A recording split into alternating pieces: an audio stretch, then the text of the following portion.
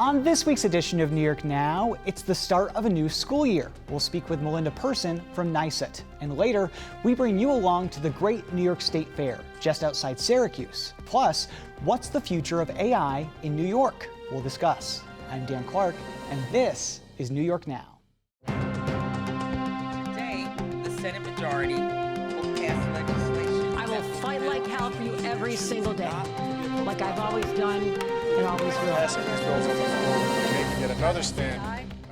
Welcome to this week's edition of New York Now. I'm Dan Clark. New York's migrant crisis has now turned into the blame game, with just about everyone pointing fingers and almost no one accepting responsibility. And unfortunately, that's not my opinion. That's actually what's happening. Last week, we told you how Governor Kathy Hochul has asked the White House for more help dealing with the crisis. And this week, she traveled to the White House to push that request. After a 2-hour meeting, both Hochul and the White House issued separate statements, saying they'll work together to get more asylum seekers into jobs, as long as they're eligible. But as far as financial support, the White House kicked that to Congress, saying they should get involved as well. So now no one is really owning this crisis, with the closest person being New York City Mayor Eric Adams. He's had to manage it since it began last year, and he's called on other local leaders around the state to help out.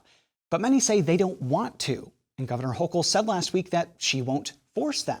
And that garnered this response from Mayor Adams this week. But I think this issue, I think the governor's wrong. She's the governor of the state of New York. New York City is in that state. Every county in this state should be part of this. We have 0.05 of the land mass in this state, and we have almost 99% of the migrant asylum seekers. This is a real leadership moment. But since there's no real update there, we're going to move on for the week and instead talk about artificial intelligence. Zach Williams from Bloomberg Law has been covering that in New York. Zach, thanks for being here. Thanks for having me. Of course. So artificial intelligence is something that has really been blowing up with things like we hear about ChatGPT, we hear about stuff in cars, things like that. How is AI used in our real lives right now? Well, I think people would be surprised how much artificial intelligence has been around for many, many years. Yeah. From the suggested movies and TV shows on Netflix that you see, to spell check on your computer, to the automated screening tools that employers use when they look at your resume. That last one might be something that most people don't really think about, but most employers for years now have just looked for certain keywords in your resume or your cover letter, and if those kind of meet their algorithm, then you're the person that they agree to meet in person. So there's all sorts of different things. So, artificial intelligence is really just this range of tools, these, automation, machine learning is something you hear a lot about, but really it's just a whole bunch of math kind of figuring out patterns and what might fit it and what people, want to use. When something like this continues to kind of grow and emerge and people are concerned about where they might be seeing it and might interacting with them, we often get into a conversation about regulation. And in New York, I don't know where we are in AI regulation, but let's kind of zoom out for a second, because I know that you've gone to some conferences in the past couple of months and talked to a lot of people about this. What does it look like around the country? How are other states thinking about AI? Well, it's been a little piecemeal. There's a lot of political gridlock in DC, so not a lot has gotten done in Congress. Quite a few states have set up commissions or task forces, to really look at how AI or automated systems are already used in their states, create some sort of reporting mechanism, and some have even gone so far, like Vermont, to actually establish a state division of artificial intelligence, which is really just a couple people kind of in an office, tasked with the idea of, really thinking ahead what might be good uses of artificial intelligence and where might they want to pause and think about the consequences before implementing them. So what about New York? I'll be honest with you, I haven't heard a lot about AI in the legislature as they've been, passing legislation. I know you asked the governor about it in August, and she had a response kind of saying that she wants to take a look at it. But can you actually just expand on what she said? How is the state looking at this right now? Well, right now, they're kind of like looking at how they should look at it. Yeah. There is legislation. They're planning to plan. Exactly. There was legislation passed by the Senate and the Assembly this year that would set up a state commission. They would, have lots of smart people. They would write a report. They would recommend how to maybe deal with AI. The governor suggested that she might go her own way. Governors don't like these study bills after all, and set up some sort of a summit. But, there's a long-term, will they take our jobs, Terminator kind of class of problems with AI potentially. Right. But there's also much more immediate things. We got the elections in 2024.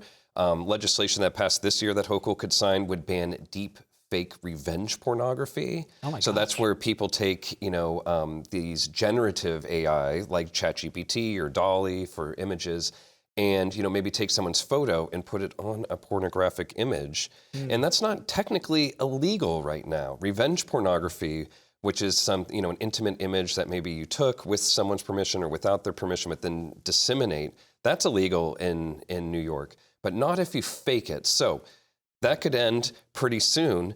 And I think that's kind of really the first instance where we'll see kind of computer-generated fakes becoming illegal. Now, with the elections coming up, this could become a huge issue. That's what I was just thinking, is if they can get away with it with, fake revenge porn, what's to stop somebody from doing a AI-generated video of a presidential candidate saying something crazy to convince the public that they shouldn't vote for them, something like that? I mean, all of this is unregulated, and it would really depend. There are current laws. Now, say, Lord forbid, somebody decided that they would impersonate Dan Clark and say things that Dan Clark didn't say. Say, vote for me, Dan Clark says I'm great on New York Now.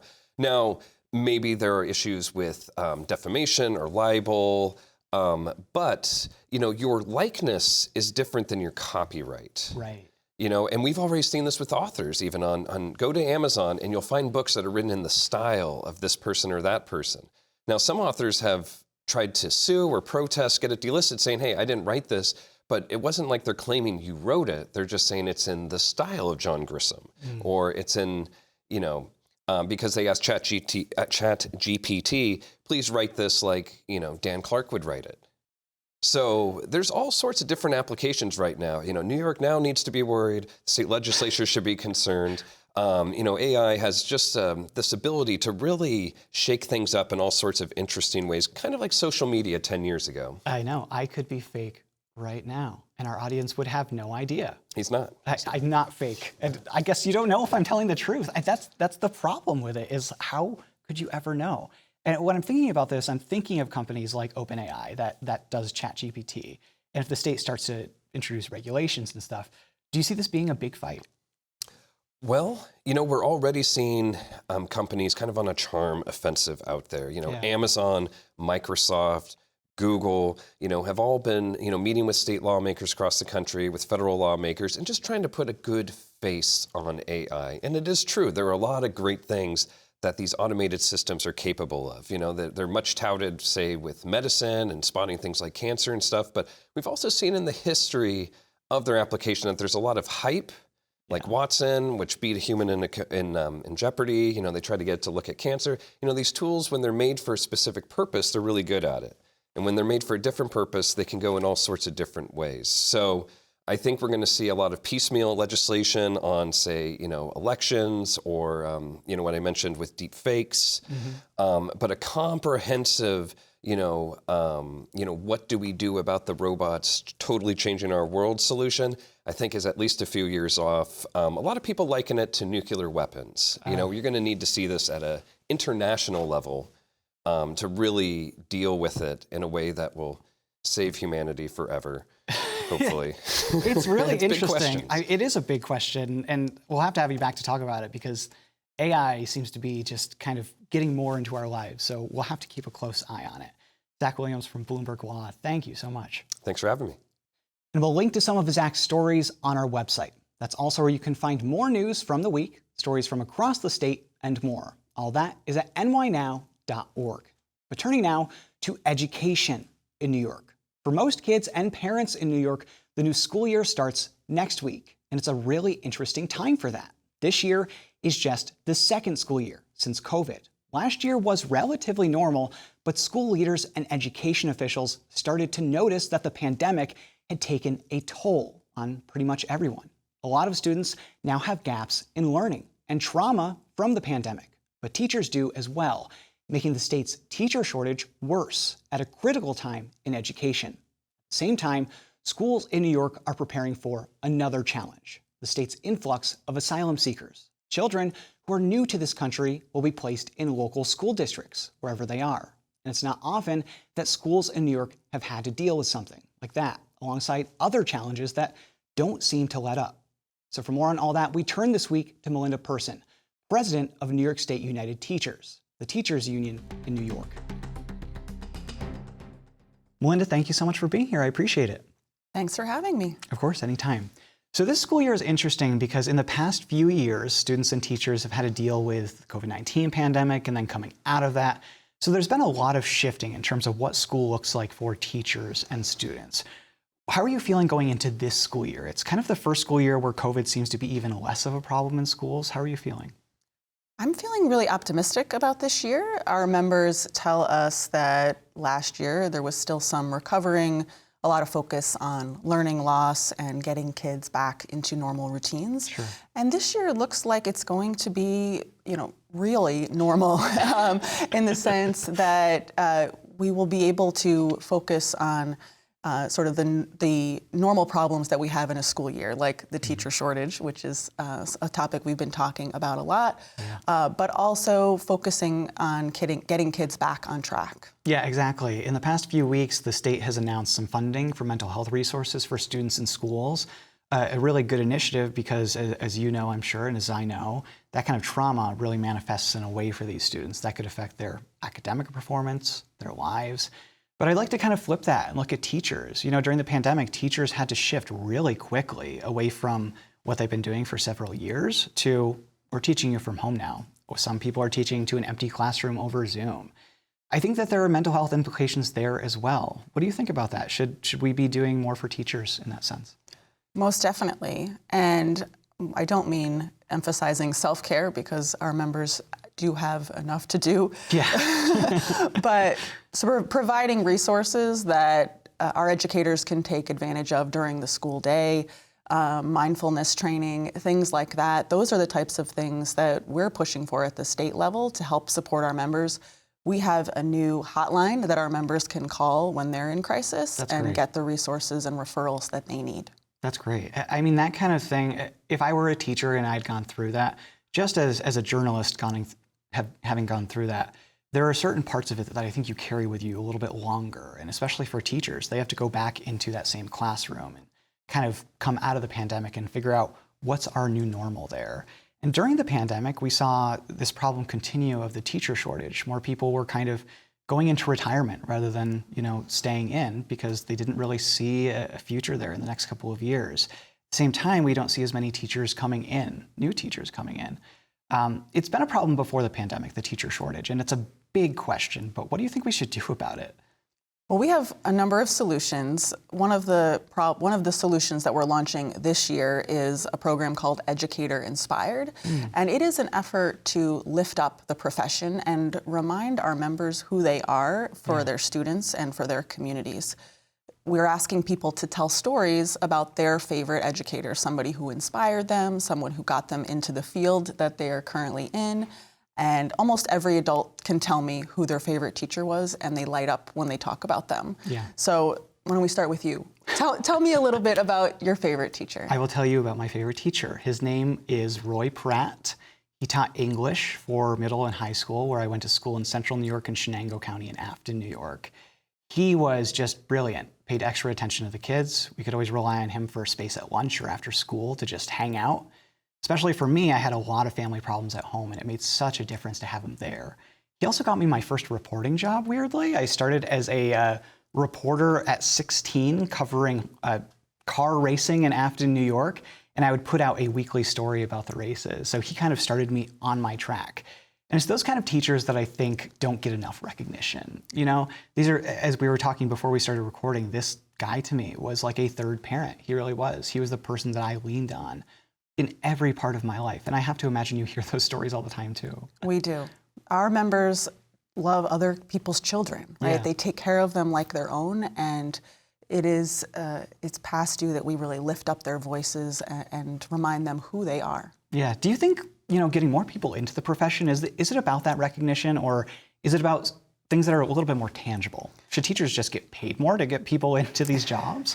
That's part of it. Yeah. I mean, we want our professions to be sustainable and enticing professions. One of the things that we're focusing on is fixing Tier 6, for instance. The pension system for our newest members is not as generous as for our more senior members. Yeah. And one of the benefits of going into public service in general is dignity in retirement and being able to look ahead and retire after 30 years. Absolutely. And that's something that we want all of our members to be able to experience. You know, there's another thing happening in schools right now that I find really interesting, and it brings teachers into this conversation about what are their jobs going to look like in the next couple of years. The state education department is considering new graduation requirements. We don't know what they're going to look like. A panel is going to present them to the regents, who are going to either accept them or reject them. But what may happen is either changing or taking away the regents' exams. What do you think about that? I mean, the regents have been in place for a couple of decades now. I took them, a lot of my friends took them. What do you think about ending them or changing these graduation requirements in general? I think that what we're looking at is not necessarily ending the regents, but offering multiple pathways to demonstrating your readiness to go out into the world and enter higher ed or a career, general requirements to demonstrate that you're ready for life. And tests are not the only way that you can demonstrate learning. When I was in high school, I used performance assessments to not instead of the global studies regents. And this was 30 years ago. So this isn't a new concept, but it's something that hasn't been adopted in a major way here in New York. And we're looking forward to seeing some changes coming out of this commission's work. Do you think it'll be good for teachers to have those different pathways to graduation and different alternatives? I was thinking of it as, does this make teachers' jobs easier, harder, or does it just make them different? I think it will depend on the type of class that you're teaching. Yeah. A lot of educators would like to be able to go more broad or deep into the curriculum and not be driven by a specific test. But educators can have a lot of say over how this is developed. We have a task force right now that is looking into this, and they're going to guide our decision making and the recommendations that we make. Interesting. So this school year as well, some things are different in some schools in terms of immigration. So we've had an influx of asylum seekers coming to New York over the past 2 years. About 100,000 people, more than that. We don't know the exact number. Obviously, they have children with them who are going to have to go to school with us. Not with me, but with people in general in New York. You wrote an op-ed in the Times-Union recently looking at these relocation efforts and basically saying we need to coordinate this in a way that makes sense. Talk to me about that. Yeah, so we've already seen right here in the Capital Region an influx of students into the Mohonasen School District, and I think it's really a great example of how our public schools are prepared to welcome all students that enter their doors every day. That is what we do. We do what we need to do to take care of the kids. And in Mohonasen, our members from all the surrounding districts showed up when the students arrived and helped process them into the district and provided translation services, brought food and clothes and all of the things that families need when they're moving into a new place. The thing that we are focused on right now is, okay, now that we are beginning to get information about where students will arrive, we need to make sure we're providing those districts with the financial resources to provide the education that the kids need. We know certain districts are more prepared and capable. They have the teachers, they have the space, right? We should do this in a really thoughtful way so that kids are placed where they can get the best care and education. Can you break that down a little bit? What specialized care do these kids need in these schools as they're coming here? I mean, this is the first time, presumably, that they will be in the U.S. education system. We don't necessarily know where their learning is. What does that look like for them coming into the system? So oftentimes, kids coming into the system from outside the country will need case management services. We definitely know we need ENL teachers and teachers who are prepared to provide education to our new neighbors. And some districts have this type of staff and others don't. So wherever we're sending, whichever communities we're sending them, we should align the resources and the students. So we'll see how that works out when the school year starts and everything like that. Melinda Person from New York State United Teachers, thank you so much. Thank you, Dan. And if the school year hasn't already started, most kids are heading back to classrooms this coming week. But we're going to take a break from the news now and bring you to Syracuse, or actually to Getty's, a small town just outside Syracuse. That's where every year the Great New York State Fair is held. As I like to say, the fair is really a love letter to the rest of New York. So this year, we sent a crew again to bring the fair to you. New York Now reporter Chantel Destra has that story. It's a wonderful day here at the 2023 Great New York State Fair in Syracuse, New York. Visitors have traveled from near and far to experience all that the fair has to offer, which is also the longest running state fair in the country. Come along as we experience fan favorites and also the newest exhibits making their debut at the fair this year. To kick things off, we caught up with Sean Hennessy. So I just want to welcome you all to the 2023 Great New York State Fair. It is wonderful to be able to be with you here as the newly minted director of the Great New York State Fair. Yay, yay. After serving as interim director last year, the governor officially appointed Hennessy as director at the start of this year's fair. Oh, I was just shocked. I really was when she announced it. I really didn't know it was coming. And, I'm a longtime public servant. I've worked with a couple of different agencies. And to have this honor to work with the folks here on the ground, and especially Commissioner Ball, and for Governor Hochul, is just really a true honor. It really is. Yes, awesome. And what was your vision for the State Fair this year? Well, really to re-engage with agriculture. I mean, as you see around here, we have what's called Voice of the Farmer. Mm-hmm. And, we're an agricultural-based fair, mm-hmm. right? A lot of people see the bling, they see the circus, the Midway, and all the great food that we have here. But really, when it boils down to agriculture and inclusion. Hennessy was with local farmers and elected officials to unveil the Voice of the Farmer Garden, which is the first of its kind farmer's garden at a state fair in the U.S., featuring more than 35 different types of vegetables, herbs, fruits, and other plants. It was also Agriculture Career Day at the fair, so we caught up with Richard Ball, Commissioner of the State Department of Agriculture. For him and a lot of people, the fair is about bringing New York's agriculture industry to New Yorkers, especially the young ones. We'll have about 1 million New Yorkers, people from around the region, Indiana, all over the country, come here and have an opportunity to have a touch point with agriculture. Right. The importance of food, the importance of nutrition today, more important than ever in our lives, and just a touch point. For some of our young people, hopefully a career touch point. This is an opportunity for so many young people, moms and dads, to see that there are opportunities in the food system. And that's more than just what grows in the ground. The fair is also home to hundreds of animals for a 2-week span, including roosters, who have a daily crowing competition. The day we were there, the winner was Frankie and his owner, Henry Pascal. He crows. He likes whistling. He likes a lot of attention. So if you give him a lot of attention, he usually crows. Yeah. And he likes his hens, so that's the way he really crows. Awesome. So how will you be rewarding Frankie for being the winning rooster today? Any special treats or anything? Get some pellets and stuff when he gets in the cage. Give him some pellets and stuff, some of the feed and maybe some bread. Awesome. And he'll go back in his cage and be a rooster. We then caught up with Kelly Jean, superintendent of the poultry barn, to unpack what makes for a good rooster crow. Well, he was a little slow, but we asked for audience participation, and they started cheering for him and clapping, and some of the big roosters loved the noise, and then all of a sudden he came from 0 and won the competition.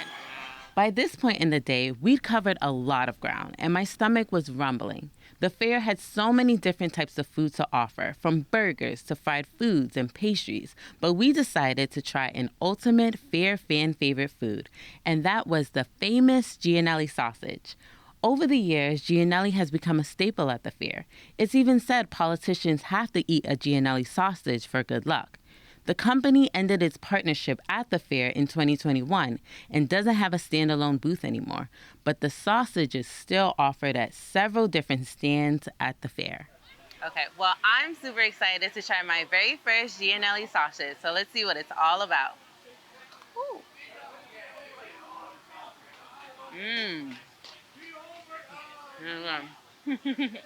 To keep in the spirit of bucket list items at the fair, we thought it was about time to head to the dairy building and see this year's butter sculpture. Now we're at the butter exhibit, and as you can see, it's a fan favorite. This year's theme is Dairy Every Day is a healthy way to nourish our brains, bones, and bodies. Next, we made our way inside the Expo Center for an attraction showcasing history and human evolution. That was the dinosaur exhibit, where I was sure we'd see my favorite historic beast. This attraction features over 60 life-size and realistic-looking dinosaurs, transcending visitors back to a time when dinosaurs roamed the earth years ago. Some are as tall as 35 feet and have a width of 80 feet. Visitors, including the governor, were able to see, touch, and hear the large beasts. After learning about agriculture and history for most of the day, we knew we couldn't leave the fair without heading to the carnival for some fun. We tried to win a big prize, but could not successfully make a basketball basket. And while I was having fun shooting hoops, my crew decided they wanted to have some of their own fun. Next, we decided to get some sweet treats. I opted for a beignet while my crew treated themselves to some fried dough, only 2 of the endless offerings of tasty desserts at the fair. Believe it or not, today was actually my very first time at the State Fair, but I had so much fun, I'll definitely be back again next year. Chantel Destra, New York Now. That was Chantel Destra reporting. The State Fair runs through Monday. You can buy tickets online or at the fair's gates. We'll link to their website on ours. That's nynow.org. Thanks for watching this week's New York Now. Have a great week and be well.